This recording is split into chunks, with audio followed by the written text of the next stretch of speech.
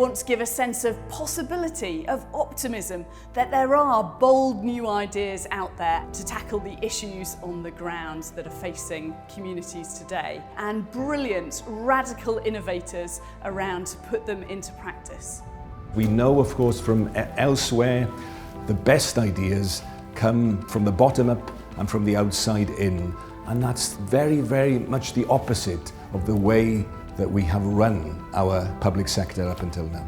Traditionally in government, we design and make policy on the basis of what we think answers to the questions of society are, and I think fundamentally we need to shift that logic around. So what you traditionally call citizen-centered service design, I think, is absolutely fundamental and still really the exception and not the rule.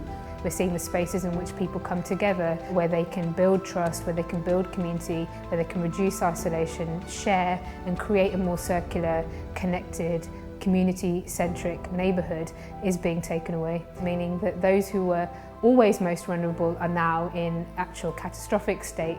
We are at a particular moment in history where we are going to start to redefine, reshape, rethink our lifestyles, ones that are much more sustainable, ones that require less consumption, and ones that are built on a fundament of some new technologies. There are things that we've got to do systemically. We've got to use the power of collective intelligence to give people the knowledge and tools to think differently about how they live their lives. I think the solutions start with being in people's lives and communities, and not going there to ask how can we fix what we've got, but what do you need to flourish, and then beginning to build from that vision out. It's actually about connecting people together who might not otherwise be connected, and growing from those relationships. I'm positive that people working together can face our big challenges. I think we've made a really, really good start, but only by working together we can really start cracking some of the problems that have beset our population for too long. Central government needs to find new ways of doing things.